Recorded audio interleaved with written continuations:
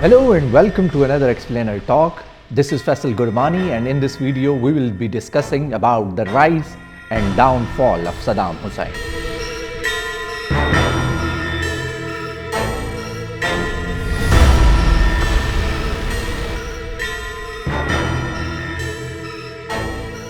Modern history में अगर किसी डिक्टेटर का नाम आएगा तो सदाम हुसैन का नाम सरे फहरिस्त होगा। सदाम हुसैन का नाम दुनिया के जालिम और जाबिर तरीन डिक्टेटर्स में शामिल किया जाता है और वेस्टर्न वर्ल्ड में उसे बुचर ऑफ बगदाद भी कहा जाता है। In this video we will try to answer a few most explored questions about Saddam.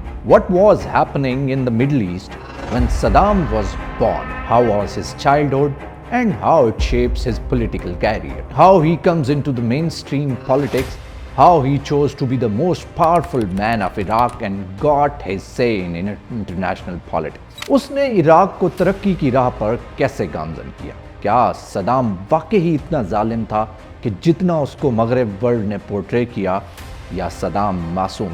Downfall of Saddam Hussein. Saddam Hussein and his sons must leave Iraq within 48 hours. These are Arabs who are going to welcome us as liberators.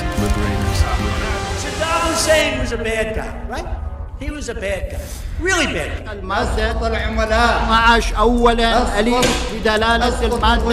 Iraqi leader Saddam Hussein and Al-Qaeda's Osama bin Laden were both Arab men who were once allies of the United States. Saddam Hussein and his regime are concealing their efforts to produce more weapons of mass destruction. Saddam Hussein and his regime will stop at nothing until something stops him.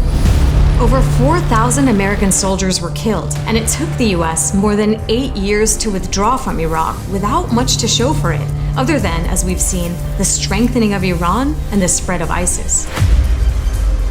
Since the 16th century, Middle East में Muslim empires were ruling from Persia to Turkish empires that extended from modern-day Turkey, Arabian Peninsula to Iran. Ottoman empires ने First World War में Central Powers का साथ दिया और Central Powers lost this war. The Ottoman Empire was divided among British and French. Main problem ये था कि this division was based on lines on the maps. इन इलाकों को just lines draw करके divide किया गया।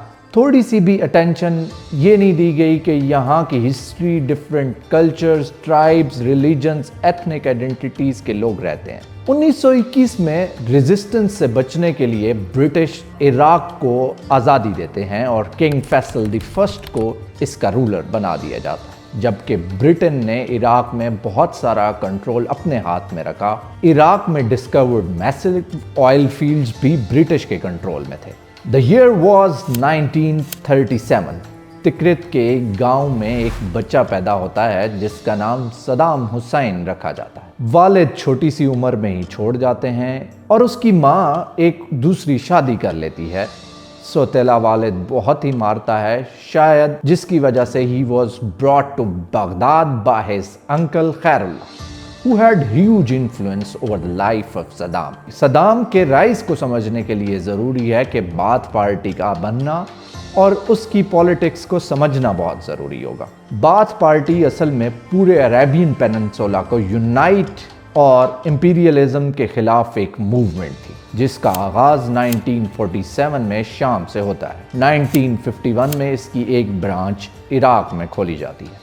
सदाम के अंकल खैरुल्लाह भी इस पार्टी को ज्वाइन कर लेते हैं। सदाम हुसैन ने 20 साल की उम्र में 1957 में बाथ पार्टी ज्वाइन की और उसके बगदाद में कोई 101 मेंबर होंगे। King Faisal second was the monarch of Iraq. His performance wasn't satisfactory for Baathist और उनके खिलाफ लोगों ने बाथ पार्टी ज्वाइन करना शुरू कर दी और बाथ पार्टी के लोग were inspired and were confident to overthrow Faisal the second. Iraqi revolution of 1958 52 के इजिप्शियन रेवोल्यूशन से सिमिलर था। ये कू लेड किया अब्दुल सलाम आरिफ और अब्दुल करीम कासिम ने। किंग फैसल और उसके फैमिली मेंबर्स को मार दिया गया। New government was formed. Qasim was unwilling to cooperate with Ba'athist parties in Arab and refused to join United Arab Republic, an instrument of Pan-Arabism established in Egypt. Baathists were furious and anguished at the policies. There was an assassination attempt on Qasim, और Saddam was one of those given responsibility to assassinate Qasim. Qasim fortunately उस assassination attempt से बच गया. Saddam sneaked out करके शाम चला गया, बाथिस party वहाँ की ज्वाइन की, later he went to Egypt. 1963 में शाम में भी कू होता है और बाथिस पार्टी रूल में आती है और 8 साल बाद हाफिज अल असाद रूल करना शुरू कर देते हैं, जिनके बेटे बशार अल असद आज भी रूल में हैं। कुछ ही हफ्ते बाद इराक में रमदान रेवोल्यूशन आता है, जिसमें कासिम की गवर्नमेंट गिरा के बाथिस पार्टी के और मेंबर पावर सीज कर लेते हैं। मगर 8 महीने बाद 1958 कू के एक member Abdussalam Arif, close ally of Qasim, seize the power और बाथिस पार्टी का सफाया कर दिया। At the time Saddam Iraq में ही था और उसने उधर ही रहने का फैसला किया, and in 1964 was arrested for implications to kill Arif. 2 साल जेल में रहा मगर 1966 में जेल से भाग गया। Saddam's ranks rose abruptly in Iraqi Ba'athist Party, appointed as the regional commander. July revolution में बाथिस्ट इराक का फुल कंट्रोल ले लेती है और 6 डेज इजराइल इजिप्ट वॉर की वजह से मिडिल ईस्ट में इंस्टेबिलिटी बढ़ जाती है। Iraq, Saudi Arabia, Jordan, Syria ने इजिप्ट का साथ दिया।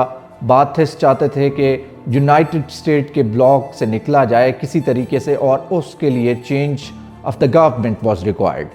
Elements within the Baathist movement और मिलिट्री ने एक कू किया और उससे बगदाद में न्यू गवर्नमेंट बनी और अहमद हसन अल बक्कार बिकेम प्रेसिडेंट। अहमद हसन अल बक्कार सद्दाम हुसैन के कज़न थे। सद्दाम जल्द ही वाइस प्रेसिडेंट बन जाते हैं और अपनी पोजीशन मजबूत करते हैं। Saddam Hussein started nationalising Iraq's oil companies. 1973 में यौम किपुर जंग हुई among Israel and Arab nations, where Western powers supported Israel.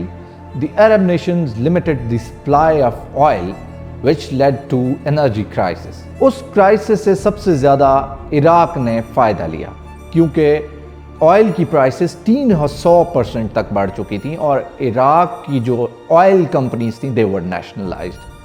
Money started flowing and streaming in Iraqi economy. Saddam Hussein rose as a great administrator and reformist, जिसके under Iraq ने बहुत सारी changes देखी। उसने education, health और infrastructure में बहुत investment की और इराक बहुत जल्दी से तरक्की करने लगा। 1975 में एक 15 साला इकोनॉमिक और डिप्लोमेटिक पैक्ट साइन किया गया, जिसकी रिटेलिएशन में यूएस ने इराकी कुर्द्स को एड देना शुरू कर दी। इन 1979 सद्दाम को इराकी आर्मी का जनरल बना दिया गया और हसन अल बकर को खौफ था कि सद्दाम किसी भी वक्त उसकी गवर्नमेंट को ओवरथ्रो करके अपनी गवर्नमेंट बना लेगा और इससे बचने के लिए उसने सीरिया में मौजूद बाथ पार्टी के साथ एक एग्रीमेंट किया कि दोनों कंट्रीज़ की government as a political unit act करेंगी और Al Bakr life time ruler होंगे।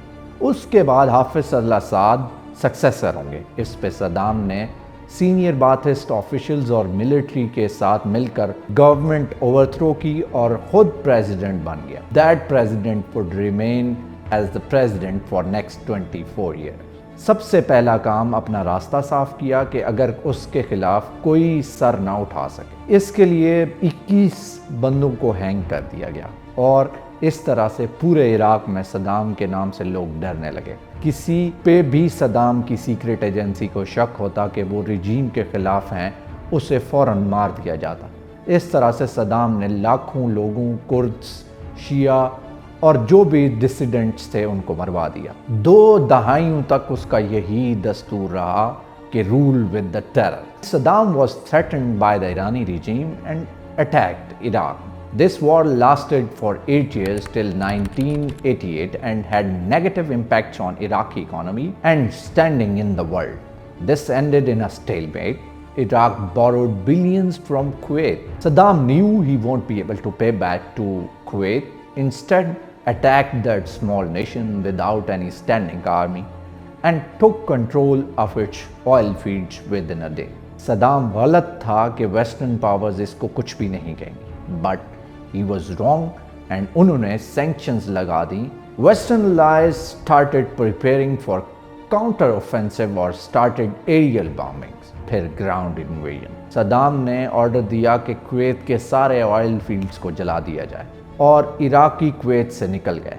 बट सद्दाम ने अपने रिजीम को मजबूत करने के लिए इस्लामी टच भी देना शुरू कर दिया। One of the interesting facts about Saddam are that he wrote novels and poems and published them in Iraq. Although Saddam ने 1991 में न्यूक्लियर वेपन्स और वेपन्स ऑफ मैस डिस्ट्रक्शन को डिस्पोज कर दिया था, मगर वेस्टर्नर्स का ख्याल था कि सद्दाम बायोलॉजिकल वेपन्स और केमिकल वेपन्स को डेवलप कर रहा है। यूएन की इंस्पेक्शंस के मुताबिक सद्दाम ने वेपन्स ऑफ मैस डिस्ट्रक्शन नहीं बनाए, मगर कभी कभी सद्दाम इनकोऑपरेटिव भी हो जाता था with the inspectors. On 9/11 in the US twin towers पर अटैक हुआ।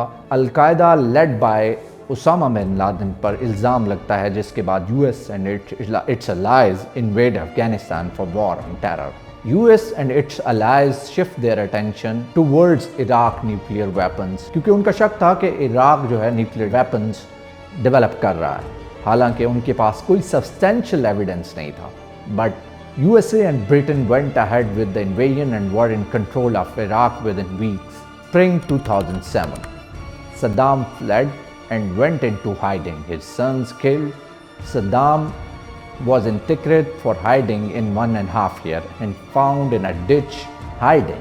Saddam was captured and then hanged to death. Since then, Iraq is still an unstable country with different groups struggling to seize power. So that's all. अगर आपको ये video पसंद आई हो तो do like it and share it with your friends. बहुत शुक्रिया।